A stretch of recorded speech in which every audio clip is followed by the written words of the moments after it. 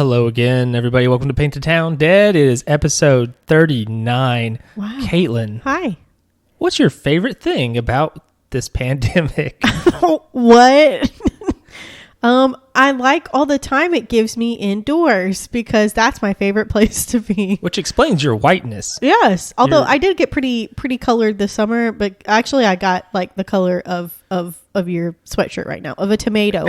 Just imagine a tomato. I was that color. Yeah, you were overdone. I did it too hard. That's what she said. My favorite thing has been the fact that I have a good excuse for why I'm never going on dates and stuff. Oh, really? Instead of being like, Andrew, why are you so single? Instead of having to go like, oh, my looks and personality.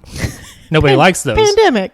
I can be like, yeah, back in the day, we could have just been like, you want some of my spit in your mouth? Let's go. Ew, people would do that all day, every day. Gross. Now you can't do that. You're nasty. Yeah. Anyway, let's get to it.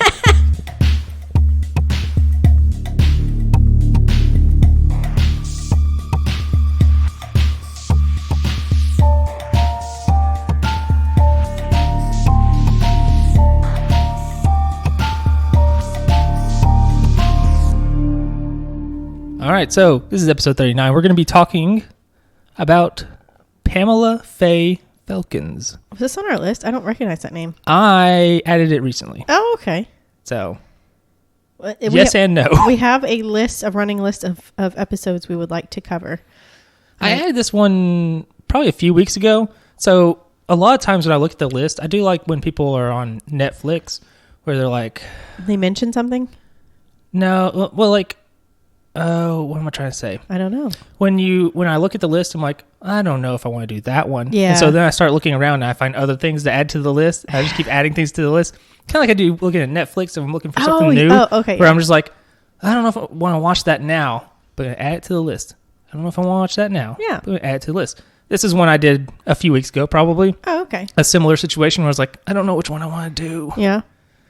So that's where it's come from. I've added like quite a few lately. Gotcha. Because again, I just go, I'm going to do some more research on other things that I'm not going to do Procrastinating. yet. Yeah, pretty much. Yeah, I feel that. It's easier to put a thing on a list than to do the thing on the list. It's true. That is true. Truth. So, we're going to go to February 2nd, all the way back in 1990. That was 30 years ago. Oh my God. I wasn't born yet. Yeah. I was almost born. I was born. Just, I was... Not quite a year. Yeah, I was like 8 months old or something like that. Yeah. Not quite. We'll say 5 months. Yeah. That's more accurate. Nobody do the math to figure out where my birthday is so you don't figure out how to steal my identity. So we're talking about Pamela Felkins. She was 32 years old at this time. She's married to David. She is a mother of two. She's about like 5 foot tall. Oh. So and I feel like that. less than 100 pounds. Don't feel that. Don't be so modest. She's a short gal. She's very petite. Mm-hmm. Like, I don't know. Angela. I was really thinking Angela from The Office. That's literally where my mind went. But I've also been watching The Office again. Me too. Sort of. Yeah. Get it in while you can. It leaves in December. Oh, yeah, that's true. At the end true. of At the end of January 1st, it's on Peacock. Yeah, don't get Peacock. Don't get Peacock. They do have a free tier on Peacock, so maybe it'll be on there with like ads or something. I don't know. Huh. I haven't done the research. I have no idea.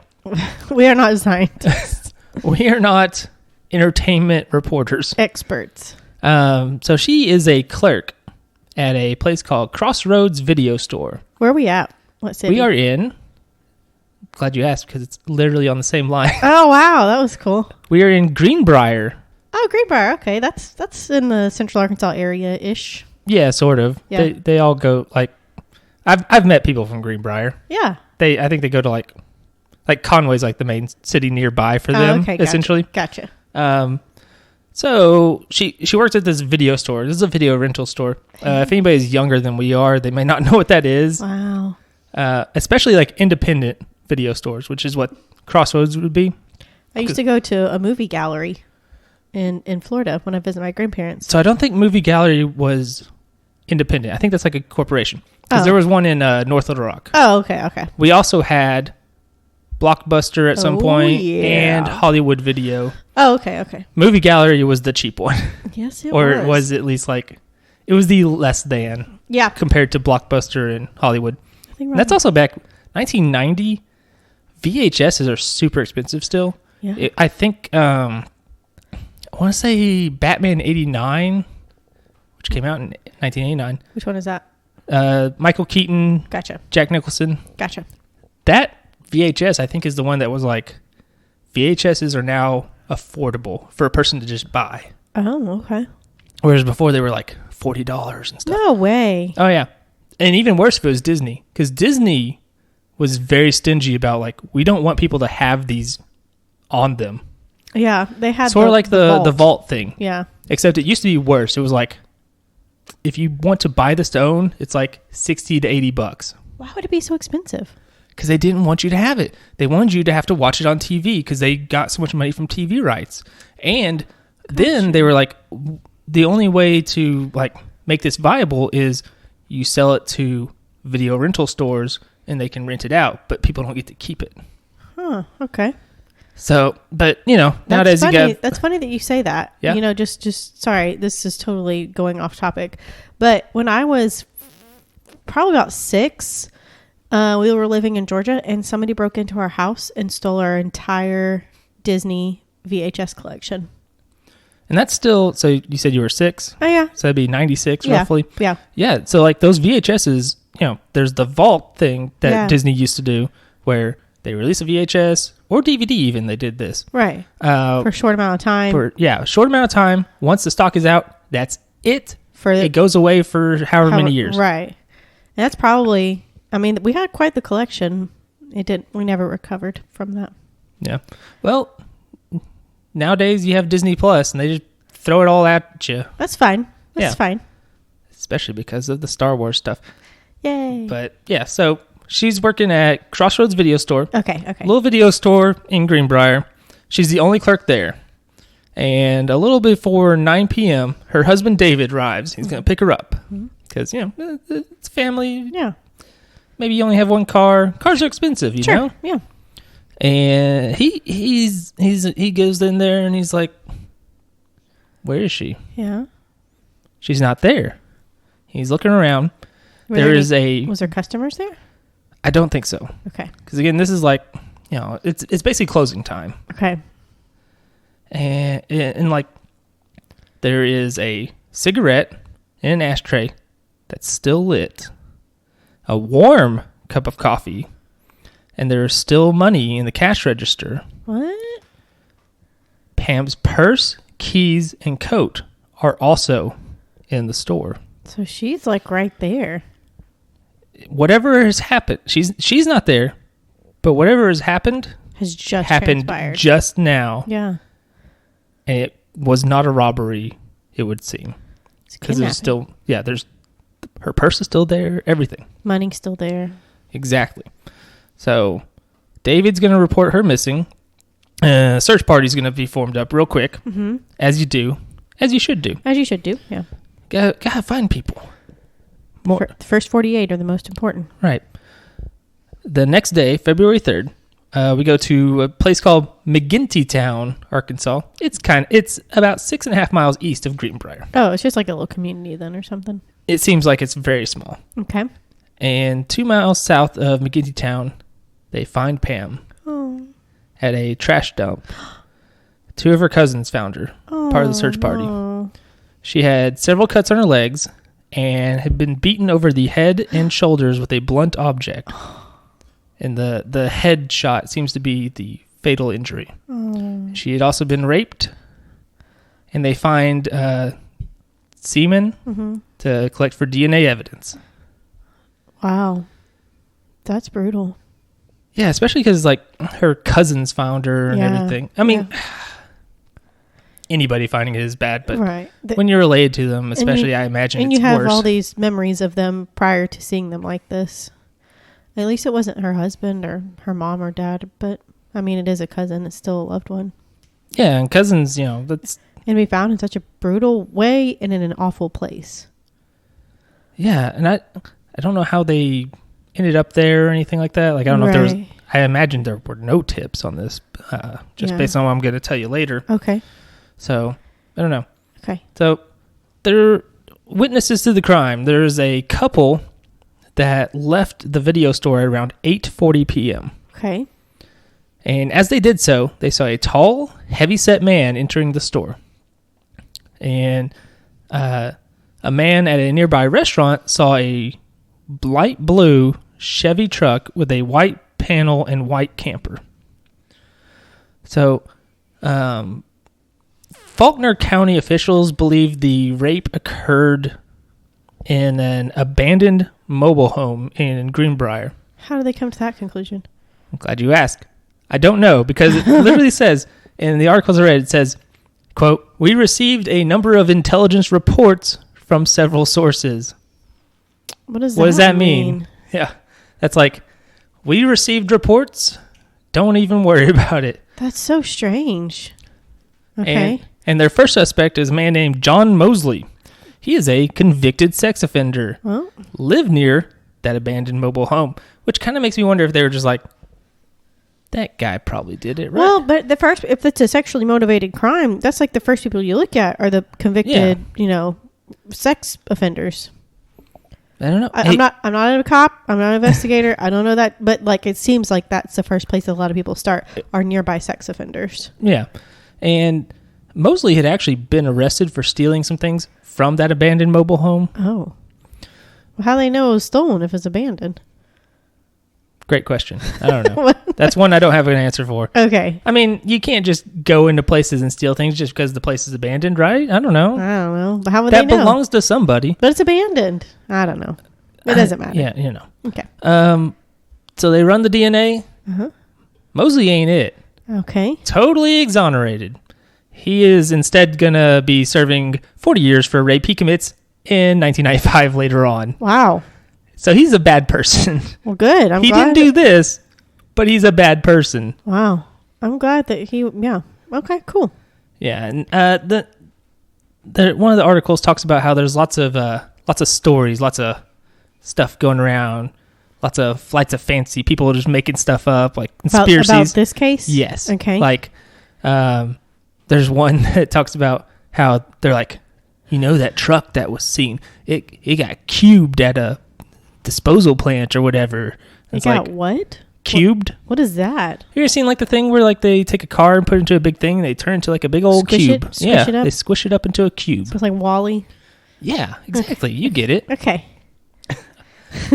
I will from now on frame everything within a Pixar film. Give me a Disney or Pixar reference and I got it. I will do my best. Okay. Yeah, so the investigator, Montgomery, he says, people are making up all kinds of stories to impress someone with their access to inside information. We literally spent hundreds of hours chasing stories like that one, only to find out someone had made it up. Oh, man. Come on now. Because people were like, wanting to sound cool. Yeah. It's like, I have an uncle who works at Nintendo, and he told me this, or whatever. Dumb stuff like that. Right. Yeah. Fast forward quite a ways. About 28 years. It is 2018. Wow. DNA genealogy, it's advanced. We've done some work here. Oh my gosh. March of 2018.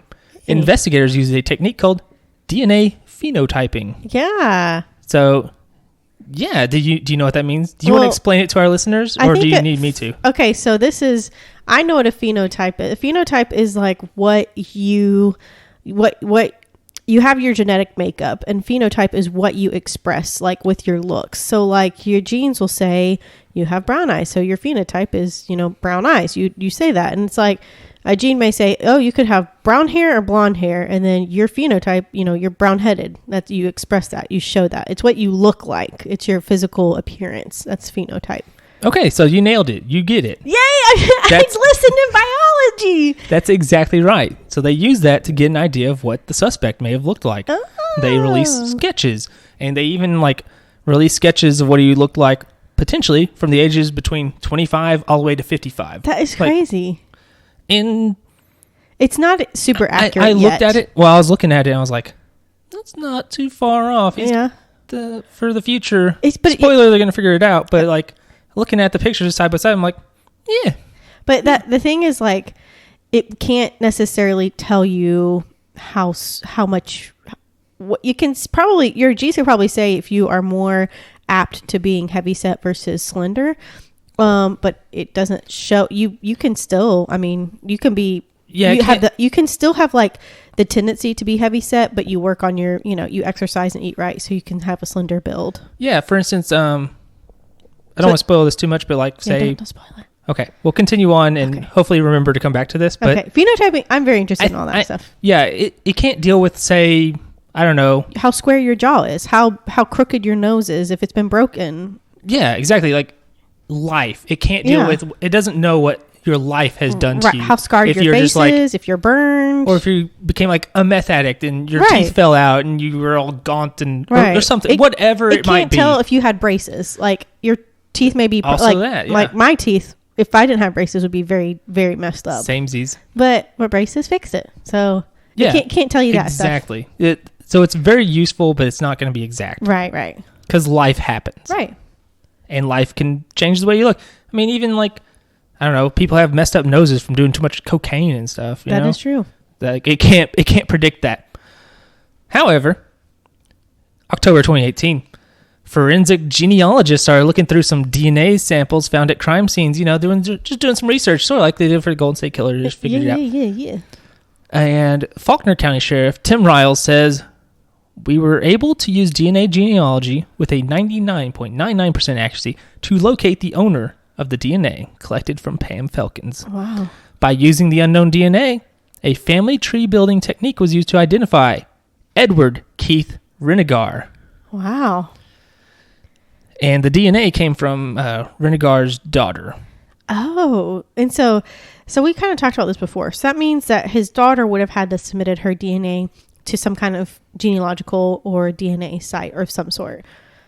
And that it's like a public site, like 23andMe or like, I don't know if it's 23andMe or not, but it's something like that, like or like Ancestry.com, right? Yeah, a similar, whichever one it was. Right, and then they can collect that DNA, use that DNA to base a family tree, because it'll show you, like I do the 23andMe, and it'll show you like, hey, this person is your relative within. They're either like a close relative is considered like immediate family, grandparent, aunt, uncle, or first cousin, but past that it's considered distant relative. So even if like a lot of people know their second cousins, it's like their first cousin's kids, that's your second cousin. So anyway, this is getting confusing, but the point is that it's pretty accurate. Like it knows very, very quickly like how closely related you are. It can even pinpoint like third to fifth cousins or fifth to seventh cousins or something like that. Or it can be like, hey, your uncle's your real dad. That story's happened before. It can do that. It very much can do that. Yes. And even like, or adopted kids can find their biological families. Yeah. The El Dorado Jane Doe, we still don't know who she is, but we're getting closer because of this. We know she's related to some people. Right. But we just don't know how because none of them recognize her. Which is so strange. It's such a weird story. So I bet she was adopted. Yeah, she was probably given up for adoption or something. Yeah. It's just hard to say. It's a pretty good episode. El Dorado Jane Doe, go listen to it after this one. Yeah. So Renegar. Uh-huh. He is 6'4". Oh, it's a big dude. And he's pretty heavy set. Yeah. Remember the couple? They said a tall, heavy set man went in there. He drove a red Mazda pickup, but it had a white camper. Oh my God. Are you serious? Yes. Okay. I'm coming back. We're going to come back to this. Okay. But I have to say the Morgan Nick episode, a red truck with a white camper was seen right before she was abducted and it fled the scene. So they think that was the culprit. It could be. But I think that happened after this. No, it wouldn't. When was Morgan Nick? This is 1990. Yeah, 95. And there's no DNA for the Morgan Nick, unfortunately. No, there's not. They never found her. But what if it's the same person? That'd be interesting. Okay, let me look. Continue. I'll look when Morgan... I think it was 95. Okay, so we'll see how that goes. Okay. You can get 95, So he's in prison in 95. So I'm not sure. Okay, so I'll continue. Okay. He had a history of sexual assault, though. This Renegar. And I'm not sure if I'm saying his name right. I'm guessing at that. I've never seen a person named this before. Yes, 1995, by the way. 1995. Okay. June 9th, 1995. Okay. Was the day that she went missing. So, hold on for a second. Okay. Keep that in mind. Okay. Keep that nugget in your head. Okay, I have it right here. Because he serves 10 months in prison for a kidnapping in 1994. He kidnapped a young, small-frame woman in Cleburne County. This woman was able to escape. And so, he only gets 10 months, which seems crazy. He's released in May 1995. Oh, my God. So, interesting. Oh, my God. That could be something. You're hearing on-air revelations as they're unfolding. Yeah, we should look more into that. Okay. He does pretty soon after getting out of prison. I don't know the exact date. He moves away. He moves to Utah. Okay, and they thought that this person moved away too, or was from out of the area. Yeah. Because where is he at right now? Where are we at? We're still in Greenbrier?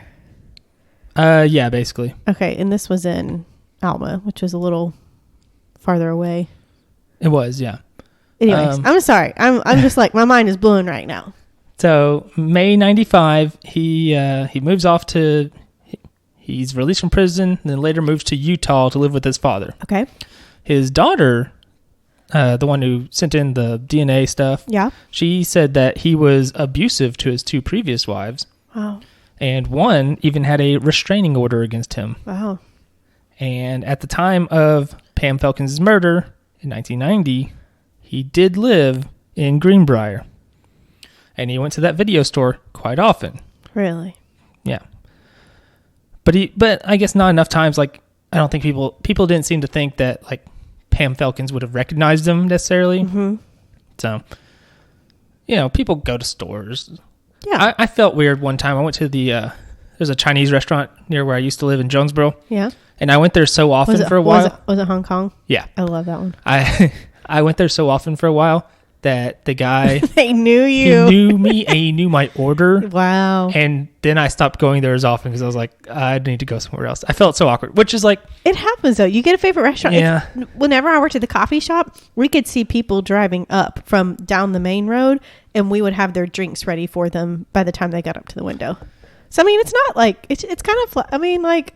You're frequent. It's cool. They like to see frequent flyers. I only went there though because it was so close to it was like on the way home, very basically. Cheap and cheap. Yeah. And I would usually get it, and it would be a 2-meal thing. Yeah. Oh, whereas, yeah. like, so much I get some egg drop soup and some lo mein. Oh yeah. I eat half the egg drop soup. I eat half the lo mein, and then I have another lunch or dinner.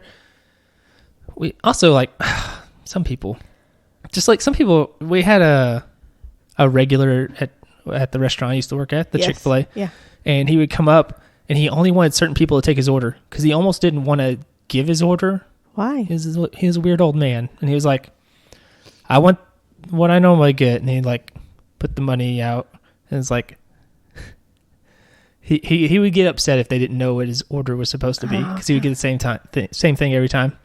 And of course, I worked there for a long time, so I was one of the people who had to deal with him. Oh man. Yeah, Hey. Okay, I'm sorry. So anyway, she probably. It doesn't seem like she would have recognized him necessarily. Right. He wasn't that regular, I guess. Okay, yeah. And do they have video cameras in the store? It doesn't seem like it. I mean, it's 1990. Was that not a common thing, I guess? I don't think so. And it's also like an independent video store. It's not a blockbuster. Okay, yeah. That's true. Detail I forgot to mention. The couple said that they thought the guy had like a tattoo on his left arm. Oh, okay. He had a surgical scar on his left arm. Oh. Which seems to be easy to mistake for a tattoo in this situation, especially when you're trying to like... If it's a big one, it's, Yeah, especially if you're just like not paying attention. Because when I walk by people normally without thinking about there being a murder, I don't think about what those people look like at all. No. That's why you look at every person like they're a murderer. And take notes. On literally though, if I see something suspicious, I'm like, what is their license plate number? Are there any defining characteristics on their person? Yeah, I usually just go like, it's probably nothing. It usually is nothing. Constant vigilance. But here's the problem. justice No. is all an illusion. Oh, what? September 5th, 2002, Salt Lake City. Renegard dies. What? Supposedly of natural causes. It's from all the drugs. Did he do drugs? Not that I know of. I think he did. He was abusive to his 2 ex-wives. Wow. Man, that's so disappointing. Especially because especially disappointing if the idea we've suddenly formulated about Morgan Nick is true. Like we can't get him and go like, hey, what? Yeah. What's what? And you can't question him and be like, did this, anything about it? Dang. Yeah. And despite all signs pointing to Renegard, like the Faulkner County Sheriff, he doesn't feel comfortable calling it a closed case yet. He says the information we're trying to gain is to find out who this Mr. Renegard is. Nobody seems to really have a lot of insight into him outside of family. His personal life outside of family is what we're looking for. And I wonder. It makes me wonder if they have some evidence that we don't know about, that there might have been a second person or something. Connecting them to different cases or more people or whatever. Something. It's a very strange way to phrase it that they chose here. But listen, if it comes out anything, you heard it here first. The Morgan Nick conspiracy right now. Yeah. I mean, but how weird would that be? I mean, it'd be really crazy. And officially, he's only listed as like prime suspect. Yeah. So they can't actually convict him. Exactly. Well, he's dead. He's dead. But I mean, I think you could still get a convict. I don't know. How are you going to put him on trial? There's probably like a process where you can say like, it was this guy and this case is now closed. I mean, but they're not doing that, which is weird. So you think there's more to it? Maybe so. They're very hush hush about it. It seems like, or it costs a lot of money to proceed with a case and all that. So maybe they just don't. They know the ending. They know who it is, but they just don't want to spend the money. Which I get. Money can be tight. Maybe so. Riles even said, "We will never stop until we put this thing to rest. We will never quit. I promise you that." So again, like, is there more to it that we don't know? Which is a normal thing. You don't tell everybody. Makes me think there's more cases that he's involved with, that he's the suspect for. Either more cases or there's an accomplice, because they talk about the potential of an accomplice, which makes me wonder if there was like if for some reason, and I don't know why it would be, because like it's not like this Renegard guy. He's 6'4", going after a 5'0" young woman. He could he could do that, right? You would think so. Right. I don't know. Interesting. That's an interesting phrasing. It's very indirect. And it could just be, it's as simple as like, he's an officer of the law and he can't just go declaring people guilty willy-nilly. It's true. Which is good. Yeah. That's a good thing. Innocent until proven guilty. Right. That's a good way to do it. I believe in that system. But also, he's definitely guilty. It's very odd. If you have any information for some reason, Faulkner County Sheriff's Office Major Crimes Unit, 501-450-4917. That's 501-450-4917. I'll put it in the show notes. You can look at it there. If you're like me, numbers just explode over your face and they don't do anything. Wow. And that's sadly the conclusion. At a little least, unsatisfying, but also still a little closure. Right. I mean, it had to have been him. He's not proven. It didn't have to be him, but the evidence would direct you that way. It would make less sense for it to be anything else. But again, that is true. It's so weird that they're so proven guilty. It's so weird that they're very wishy-washy about it. They're very suspicious. And yes, now my mind is racing with the possibility, but it seems like his targets were small women, Yeah. Or could it have been young girls too? I don't know how young that other girl was they tried to kidnap, because all it says is small frame. It's true. So I don't know, but she got away, fortunately. Like, she was okay. Yeah. So. Wow. Okay. That's a good one. I've not heard that one. Yeah, very, very, very interesting. And a lot of weird possibilities. Possibilities I didn't even think were possible, but I was already thinking of like the other possibilities of the possible accomplice or something. Yeah, and now just because of the way they're being so weird about it. And now a connection, a red truck with a white camper. Because I'm sure that was fairly common more so back then, but how common truly was a red truck with a white camper top, because that was what was seen at the ballpark for Morgan Nick. Yeah, I'd be curious to know. Campers used to be like more the bigger prevalent. Deal. Yeah, it seems like. Yeah, but still, I'm very intrigued now. Yeah. Have we opened a can? Maybe so. Maybe. It's just it sucks that we don't have like any. We still don't know technically what happened to Morgan Nick. We don't know. We never found her or anything. Nope, still don't know. And if he was alive, and he could be a suspect. What if he could have told us, Yeah. Or maybe he had an accomplice, and they're still alive, and maybe they can tell us. And that maybe, I don't know. There's so many possibilities. I would be curious. I would have to ask, like, maybe somebody who knows law stuff. Maybe I know somebody who does. Just to be like, it's very strange that they're being so wishy-washy about it. Like, we're What's never going to quit on this investigation, rather than just being like, oh, he probably did it. Yeah. It's case closed. I don't know if that's just like what they have to say, or if that means there's more to it. Yeah. I don't know. Hey, you have friends in high places. Sort of. Anyway. Okay. Well, what you been looking at? Oh, first of all. Oh. The newest episode of Mandalorian, obviously. Yeah. I believe this is episode 5 of the current season, chapter 13. How many episodes are there? I think they're doing 8. Okay. 8 or 9, something like that. Yeah. Man. That was loud. What? Wow. This episode. Whew. Was it good? It was good. And there was a lot of stuff that happened. Don't tell me anything. I'm not going to tell you. And some of it, I don't know if it would even mean anything to you. Yeah. It only means something to me or other nerds. But that episode is just, man. There's a lot of stuff that happens. A lot of stuff that is revealed. Very interesting. I don't know what they've got, I think, 3 more episodes to go through. Right. They got a lot to wrap up. A lot of stuff's going on. I mean, they can probably be like, this is such a success that we'll just do it in season 3. Yeah. But this episode is wild, man. Again, I don't know if you're a big nerd like me, it really means a lot. Because you know all the back history and stuff.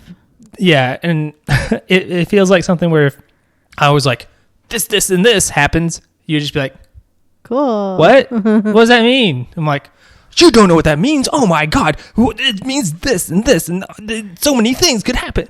But yeah, I'm curious to see what somebody who isn't a big dumb nerd like me when it comes to Star Wars, what they think about it. Yeah. Somebody who's only watched the movies.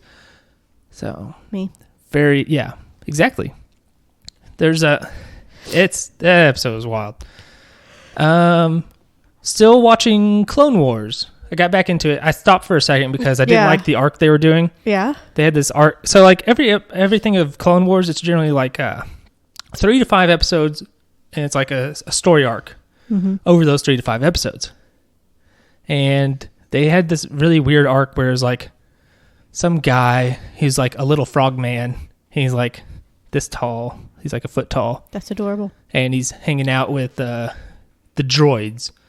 Like R2 type droids, astromech droids, if you will. There's also like a pit droid, and he's like commanding them on some undercover mission against the Separatist army who have the battle droids. And I didn't care for that arc; it was kind of boring and annoying. Then I watched the next one, which is where Darth Maul teams up with Mandalorians to take over Mandalore. What? And that arc is absolutely wild. It is crazy. Did that happen for real? Yeah. Clone Wars is canon. The TV show. Darth Maul, who is alive and has robot legs, he got cut in half. What are you going to do? How are they going to make him survive? He got cut in half. You got to get robot legs. How does he eat? How does he go to the bathroom? These are the questions. I don't know. I don't know the biology of Zabrax like him. That's his species. He looks awfully similar to human, so I'm going to guess something similar to that. Probably so. I mean, most aliens in Star Wars are humanoid to some extent. Especially Jabba. Especially original Jabba.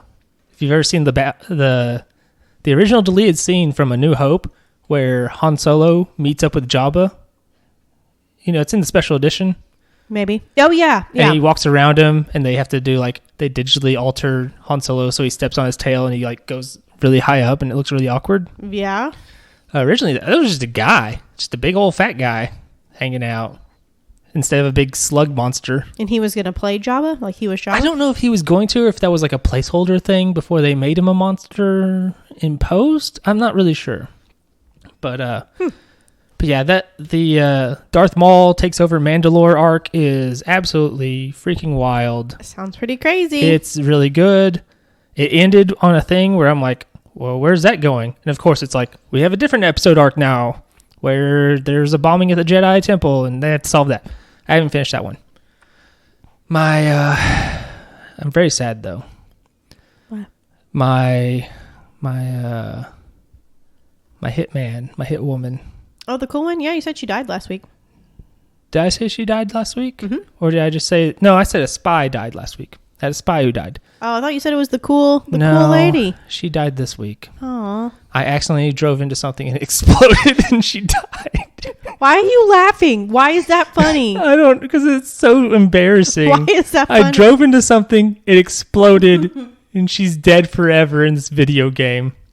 So she can't come back? No. Huh. I got a different 45-year-old, like 45 to 50-year-old woman who's a spy instead of a hitman. She won't be the same. She's not the same. She doesn't play the same, but she's pretty great. I'm a big fan of my posh 45 middle-aged women on my game here. Posh. That's what I'm into. Posh 45-year-old women. Her name is like Megan or something. I don't remember. I don't remember what the new one's name is. But she's pretty great because she is a spy and she has a silenced pistol, which is good to have. And she also has the spy watch, which makes it to where you set it off and it jams everybody's guns. How does it do that? Magic. They're like magical hackable guns. It's stupid. Because it's a hacking game, sort of. It's like you can just like hit a button. Are you a good guy or a bad guy? Good guy. Okay. But you're a hacktivist, I guess. You're like, what is that one? White hat hacker? No. Mr. Robot. It's not a show. They're real people. And they hack. Oh, Anonymous? Yeah. Yeah, the group is sort of like based on them. It's called DedSec. Gotcha. So, yeah, pretty bummed out that I lost my hit woman. She was pretty cool. But I got that spy lady who's pretty cool too. Well, you win some, you lose some. Yeah, sometimes you accidentally run into an explosive on the side of the road and you lose your hit woman, and sometimes you don't. I like. Never mind. Go ahead. Go ahead. So I just very sad. You gonna make it? Yeah. Okay. I found a replacement. Oh, you found Eleanor. I don't know what her name is. I don't remember. I don't remember what most of their names are. Well, it's the other lady's name. Denise. That's such a non-posh lady name. It is a very old white lady name, though. Not very old. And she looked like she was 50. It's like about a Denise aged name. Mm-hmm. That's about right. Yeah, I'll try and remember what the other lady's name is now. Can you rename her? I don't think so. No, there's no like character creation or anything like that. Because Eleanor was a very posh name. It is. Her name might be something equally posh. I don't know, but she is like she's a spy. Oh, also she has a spy car, which can shoot missiles and cloak. Dude, I want that car. Yeah, I saw some post where somebody was like, "I messed up. I accidentally blew myself up with the spy car missiles." I didn't do that. I just ran into a like gas thing or something, nitroglycerin and and Denise exploded, and I was very sad. Like it happened, I was like, "No, Denise! What have I done? My God!" So, well, you've lived an exciting life this past week. I guess so. So that's what I've been up to, watching and stuff. Nice. Nothing new.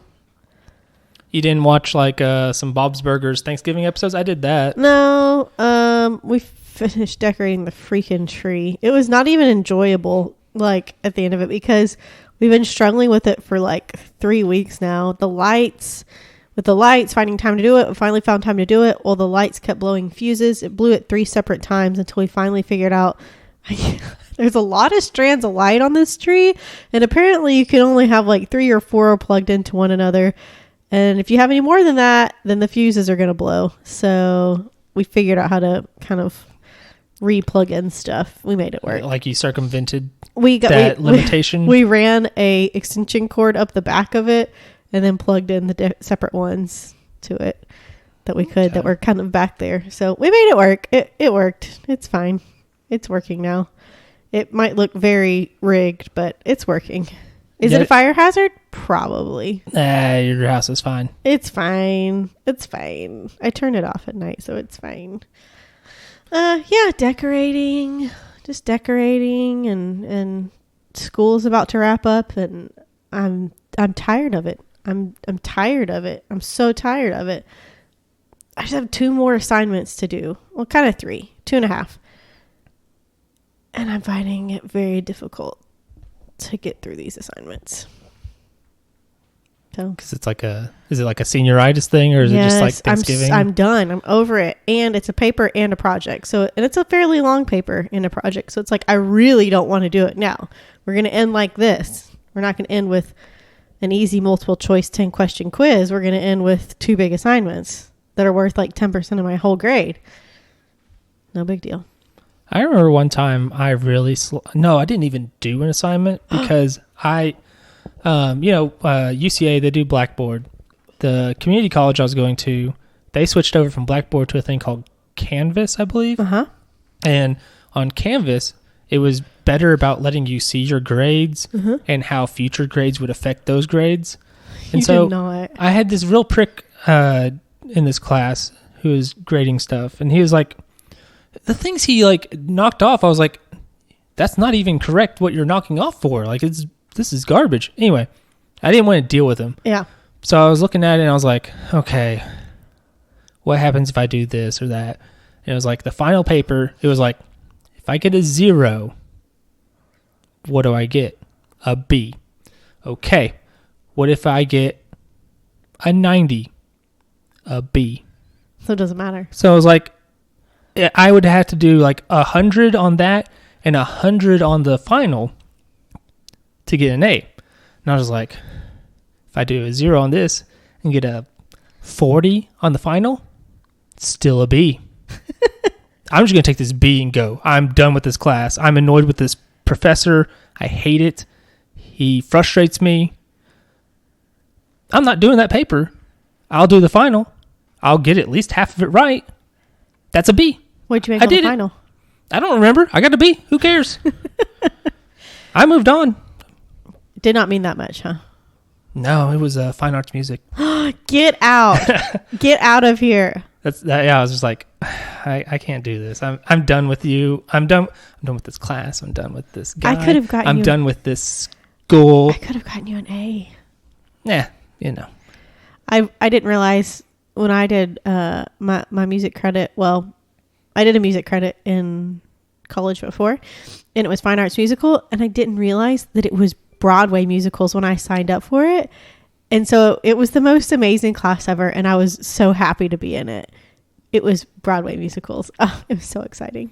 And a lot of the guys in there were like, it's what? What did I sign up for? And I'm like, yay, this is the best thing ever. It was great. Yeah, let me tell you something about musicals. Yeah? Don't care for them. Well, not a fan. Not all of us can be cultured and wonderful people. Some of us have to be like you. Where we say pineapple pizza. I don't, it's just, I don't know. It really pulls me out of the story. I have trouble understanding what people are saying when they're singing. So it's like, if they're conveying very important story information in the song, I'm not going to pick it up. It's not going to resonate with me. What about like Andy and Sweeney Todd? What about it? I mean, you can understand what they're saying, right? Why can't you understand what they're saying? Singing is hard to understand sometimes. No, it's not. It sure is, especially if you're like, if it's on a stage and not like in a studio and I have headphones and all this other stuff. It's hard for me to understand. And it's hard for me to follow what they're going on about. You need to get those ear things that I need to get as well.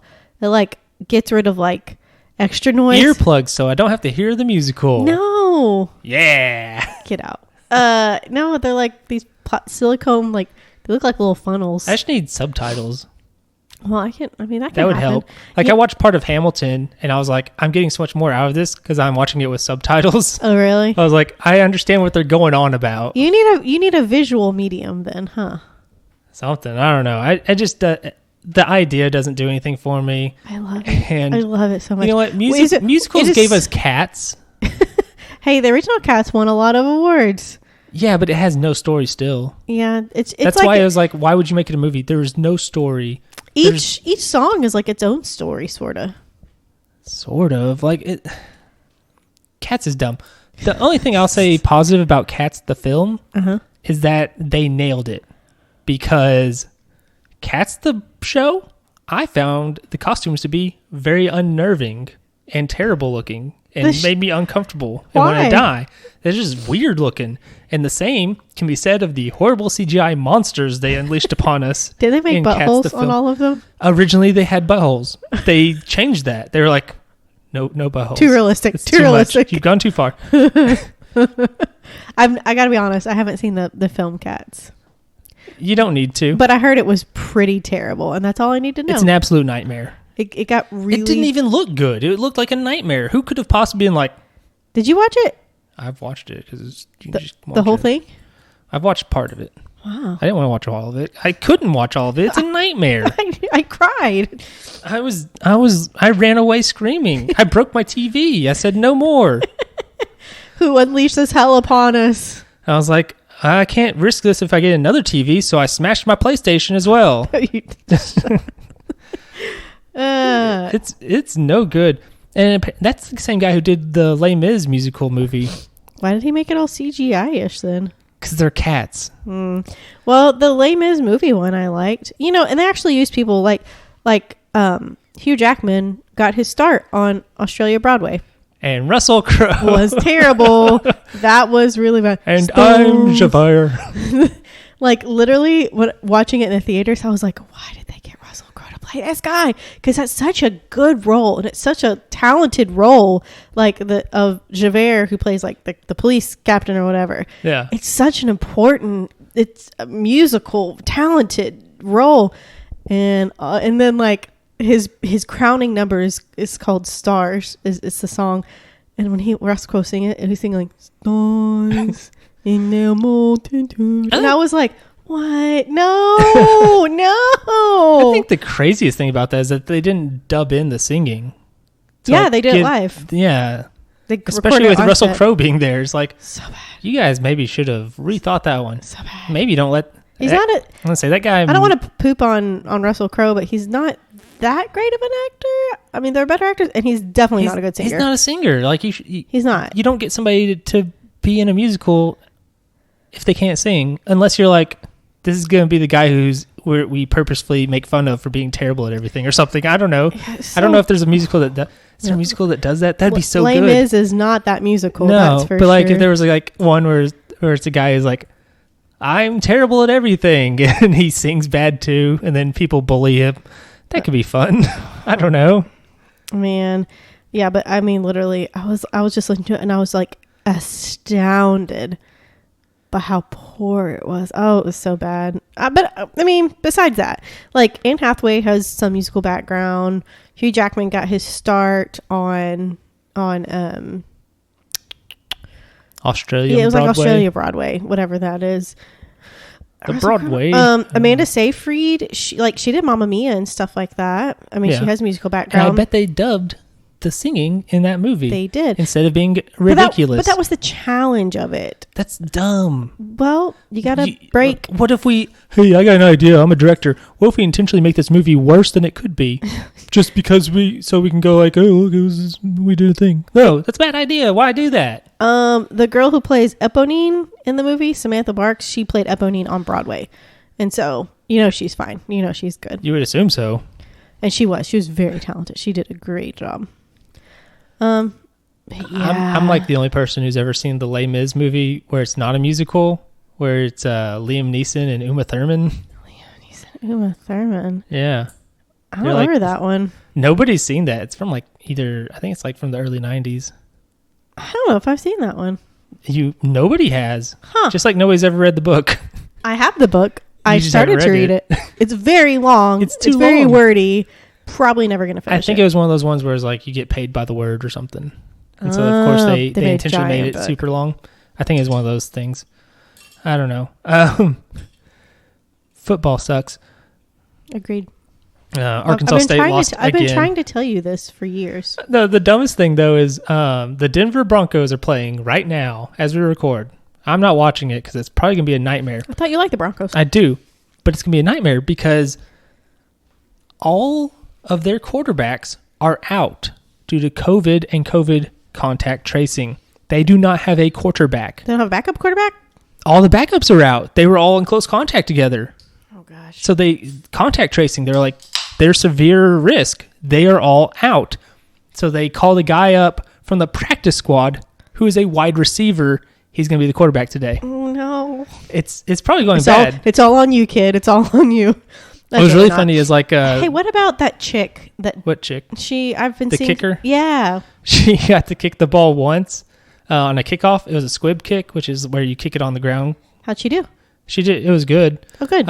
But the team lost 41-0. She never got a chance to kick a field goal or an extra point because she plays for a garbage team called Vanderbilt. They suck at football. Hey, my uncle played for Vanderbilt. He probably sucked. You know what? I can guarantee. Get out. What year did he play? I guarantee. I have no idea. I'm not going to guarantee it, but I'm going to say it's a 98% probability. Never had a winning season. Your uncle's a loser. Is he? Because by football standards, he is. He does pretty well for himself. Yeah, well, he went to Vanderbilt, but we're talking about two separate things here. Vanderbilt is the nerd school of the SEC. They get bullied by all the jocks. I see. Yeah, they suck. But the Broncos game, but yeah, Vanderbilt is a team that when I watched football as a kid growing up, it would be like, all right, got up, it's noon, I'm going to turn on the TV, and Vanderbilt's down 45-3 already to Florida. And that felt like that happened every single week because Vanderbilt existed to be just stepped on. They're smart, and that's what's important. Not if you're trying to be a football team. Well, though some smart. Is Vanderbilt Ivy League? No, Ivy League is a very specific conference of schools. It's 8 schools. What is it? I believe it's 8 schools. Brown would be one. Cornell, Dartmouth, Harvard, Yale, Princeton, Columbia, Penn. Okay. Did I name 8? That was 8, yeah. Yeah, so those are all of them. Okay. I forget where Cornell and Dartmouth are, but like Columbia's in New York City, Princeton's in New Jersey, Harvard's basically Boston, Yale's in Connecticut. So it's all in the Northeast. Yeah. That's what Ivy League is. It's that very specific group. They're basically like an athletic conference. Oh, okay. Yeah. And but it is one they used to be like the biggest deal in like football and stuff, in part because that's where it originated. Right. But then, the business of college football has changed. But then it got down to the South where people don't care about education and they just want to play some foosball. Exactly. Like you have like the SEC, yeah. Southern teams. The Southeastern Conference. Georgia Tech used to be in the SEC. But did it really? Yes. They left because they're like, you guys are getting way too into the athletics part. We're focused on academics. We are still a university. Yeah. And so Georgia Tech was like, we're done with this. They left. Yeah. And they ended up joining eventually the Atlantic Coast Conference, the ACC. Mm-hmm. And South Carolina was a founding member of the ACC. South Carolina said, you guys are too focused on academics, and they left. And eventually ended up, they did the opposite of Georgia Tech. And they're like, we like stupid people who can play some sports. That's right. And then they joined the SEC.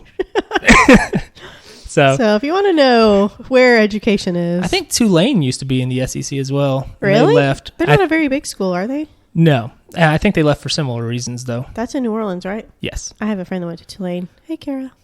Yeah. So there's lots of college sports that are kind of bad in a way. But the Ivy League, for instance, they don't give out athletic scholarships at all. Like you have to get into the school regularly, and then you get to be on the football team. Happen to play sports, right? I think they maybe give like extra financial aid, but I mean, gotcha. You're still paying $1 bazillion. You're not getting a full ride based on being able to run. No, and you probably don't have like, I don't know. I'd be curious to know if they have like the same access to like tutors, quote, that regular do their work scholarship athletes get, or if it's like University of North Carolina, where they just have phantom classes. What does that mean? It means they had classes that didn't actually ever meet, and they threw all the athletes in there and just gave them good grades. What? Yeah. And somehow they didn't get like the death penalty, which they should have. SMU got the death penalty. Like they had. What does that mean? It means they cheated so much that college football said, you don't get to play football for this next year. Like you're done. And that's like SEC schools. That's like money right there. Yeah. And that was SMU, who were good at the time, which is why they got the death penalty. They cheated too much. They cheated too hard. And then you have like Baylor, where they are covering up rapes and stuff.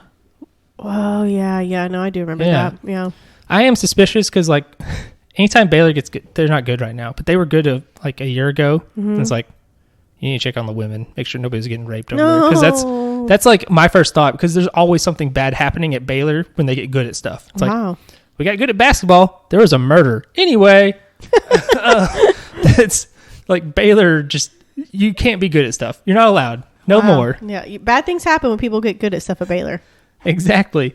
I don't even know how. Because you were asking about Ivy League. Yeah, and like Ivy League has like a certain reputation of like education and academics. And that's why you always have like Vanderbilt will call themselves like, we're the Southern Ivy or whatever. Yeah, that's why I asked if they're Ivy League, because it's very good. Rice says that as well. Schools do that. They're very high intelligence schools, good academics. That's all. I thought they might be Ivy League, but no. Ivy League is in fact a very specific thing. It's a very specific group. Yes. Okay. It's just the name carries so much cachet. Yes. People try and attach themselves to it by saying we're the Ivy League of whatever. Yeah. We're the Ivy. We're the Southern Ivy. We're the Western Ivy. Whatever it might be. Gotcha. So, but yeah, the Broncos they're down 17-0 right now. You win some, you lose some. Shout out to anybody who took the Broncos on the betting line. It jumped from like 6 to 14.5, I think, or 16.5, when they announced that they had no QBs and it was going to be a wide receiver. This whole sentence you're saying right now means nothing to me. It is going literally over my head. So basically in betting, people bet on this? Yes, big time. When it comes to sports betting, what they do is you usually aren't going, I think this team's going to win versus this team. What you do is, I think this team is going to win, and they're going to win by a certain amount. So the Saints were supposed to win by, originally it was like 6.5. So it's like, points? Okay. Yes. So it's like 6.5 points? Yes. That way if they win by 6, you lost the bet if you picked the Saints. If they win by 7, you win the bet. Does that make sense? And then if they pick 7, then you also win. Yeah, if they win by 7 or more, you win the bet if you pick the Saints. Anyway, the line jumped from the Saints are supposed to win by 6.5 to like 16.5. Jumped a lot. Yeah, because again, the Broncos don't have a quarterback. The Broncos were going to lose anyway. That's like when Fred and George bet at the Quidditch World Cup in Goblet of Fire, and they said the Ireland was gonna win, but Victor Crumb was gonna get the snitch, and that's what happened. Yeah, there's also like lots of prop bets sometimes where it's like, especially during the Super Bowl, where it's like, how long do you think the national anthem's going to go? And it'll be like an over-under. Yeah. If I sing the national anthem, I make it the fastest national anthem ever. So everybody everywhere would lose the bet. Get on the national anthem and I'll vote the under. Oh, Andrew. Make money. We're going to make some money. We just fist bumped to it. Yeah. Here's the thing, though. You have to be good to sing the national anthem at games like that. I mean, you're good. I'm not Lady Gaga. Did she sing the national anthem? She only did the Super Bowl. She did the halftime show. It's different. No, she sang. Did she do the national anthem? I think so. I know she did the. Because remember, she did halftime. She went and jumped off the thing. That's halftime. Was that halftime? That was halftime. I swear she has sang the national anthem at some sporting event at some point. Probably. I guarantee it. Probably. I'm gonna put money on it. I'm not. I'm not willing to risk my money that I have. Yeah, me. It's few and far between now. Can I say something? I'll allow it. Okay. You're gonna roll your eyes. Maybe. Because we've harped on this. And I just want to let everybody know that somebody a physician tweeted or something, a physician that I know tweeted or something. It was like, just so we're all on the same page, like, we're out of beds in Arkansas for patients. You know that, right? Like, literally, our hospital that I work for, we had to turn our rehab facility into a basically second hospital. We have like an inpatient rehab, like physical rehab, like after people have had like, you know, knee replacements or even strokes and stuff like that, they go for inpatient rehab for a couple weeks before they go home to kind of get their strength back. Well, I mean, we've literally had to turn that into hospital beds. I mean, lower acuity, meaning not as sick. There are people that aren't as sick are over there, but I mean, struggling for beds, struggling to find placements. And I saw another physician from, it was not in Arkansas, different state, tweeted that they have canceled all outpatient procedures. That does an elective procedures. That means, of course, elective procedures like cosmetic stuff, but then there's procedures with like I'm trying to think of some examples. Skin cancers, people need skin cancers removed. That's considered elective. It's not life-saving. 5 months down the road, it might be a life-saving procedure, but right now it's technically elective because your life is not technically in danger without that surgery. So cancers, having cancers and tumors and stuff removed, that's an elective procedure, and they're putting those on hold. We are dangerously close to that point, which means we are dangerously close to people 5 months down the road being in rough shape. Come on, get your crap together, people. I'm tired of this. If you know, you know. If you don't, go live somewhere out where there's no other people, so we don't have to deal with you. Yeah, because you clearly can't deal with society. Exactly. And this is also like one of the conspiracy theories is like hospitals make more money with COVID. It's like, no, they actually don't. Hospitals are struggling because like they need those other things, those elective procedures and such. That's where they get the money. Exactly. Where money comes from is from surgery, cardiac cath labs, other procedural areas where we bring people in and do procedures on them. That's where the money is at. We can't do those because guess what? They're shutting it all down because we have no room for patients. There's nowhere to go after the surgery. There's no bed for them. We have a heart attack come in. They're going back to the ER after we're finished with them because guess what? There's no room anywhere. Which isn't exactly the case right now in our facility, but it's dangerously close. It's dangerously close. And you don't want to be that person that comes in with a heart attack and we say, you got to go back and sit in a room where people can see you and there's no privacy. And to go to the bathroom, you have to use a bedpan. Like, and there's no privacy I can give you. There's nothing I can do for you because that's where it's at right now.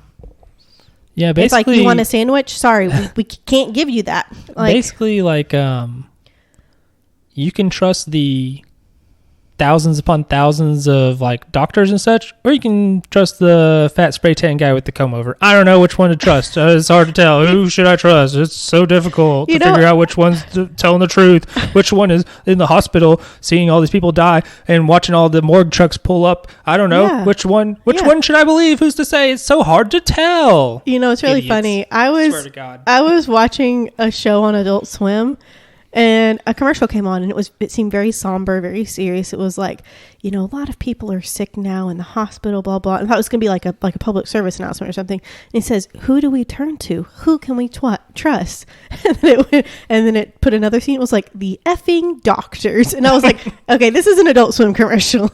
And it was really funny. So I was like, it's so true though. Like, it is. And like the alternative is, you and all of your doctor friends all got together with all the doctor friends in Oklahoma and Missouri and Louisiana and Texas and California and Washington State and Florida and Georgia, etc. And also around the world into Italy and China and Germany and Sweden. You all got together and you have decided that the world must stop now. It is COVID time and we have unleashed this fake virus hoax upon you. We all got together. Or alternatively, more realistically, it's a pandemic. It's a thing that happens. It happens every 100 or so years. Yeah. I don't know. Which one's more believable? I don't know. I kind of like the Kraken theory. I'm going to call it the Kraken theory. The Kraken. God. We released it. Release the Kraken. Well, you can't say that because that's a political thing these days. Oh, is it? Yes. A crazy lady who used to be Trump's lawyer got fired because she was too crazy for Trump. She said she was going to release the Kraken of voter fraud evidence. There was no evidence. All right, let's see it. I'm ready. I know. It's like, we've got so much evidence. Where is it? Oh, it's coming. So much. It's happening. But where is it? You don't even want to know. It's going to be so wild. But where is it? We need to know. Oh boy, you just wait. You wait. Oh man, you're gonna have so much egg on your face. Okay, well, show us the eggs. Ooh, you just keep on waiting. That's like the constant process. Anyway, I think I'm done today. I can't do it. I'm done. Okay. I'm done. Okay. Everything's a drum. So we're okay. I knew it was gonna get under Andrew's skin, but I just had to say it because it's becoming so dangerous and so scary, and I'm so worried about like hospitals in general, which is where I work. I work at a hospital. Exactly. You don't want to end up in a situation where we have morgue trucks backing up because we don't have anywhere to put the bodies, and also, we don't want the doctors suddenly being faced with a situation where they're like, we only have this many ventilators. We have 5 people who need ventilators. We have 2 ventilators. Who's going to die? We have to decide. We're essentially a death panel now. You know, that thing that people kept saying Obamacare was going to be, but then look what happened here. Yeah, and that's what I was going to say. It reminds me of wartime. Like, have you ever seen the movie Pearl Harbor? Terrible movie back in the day. And they literally, like, when the bombing happens, there's just people just coming to the hospital and people being dragged to the hospital. And the nurses have lipstick and they're saying, they have to make a quick assessment saying, is this person salvageable? And if they're not, they have to put a red X on their forehead. And that's what it's about. Like, it's dangerously close to that. It is dangerously close to that. To say you are a 54-year-old male with comorbidities, you get an X because the 17-year-old female that needs the vent has more life to live than you. And has a better chance because the ventilator, you only have like a 50-50 shot at that point. It's kind of a Hail Mary. It's not, the ventilator is not like, hey, this is like getting a flu vaccine. No, this is last resort. This is a Hail Mary. This is like, man, we're at the 40. We're going to chuck the ball down there. We'll see what happens. I don't know. It could happen. It could not. And some people have come off of it. Just a lot of people haven't. And even if you come off of it, like, the repercussions, you can be changed. Like you will be changed. That's not a can be. You will, without a doubt, changed. Yeah, like you're not the same person. You are done. Yeah, it is not. It's not a good time. You don't go on the ventilator and come out and be like, "Oh, great, that felt great. Sweet. I'm fine."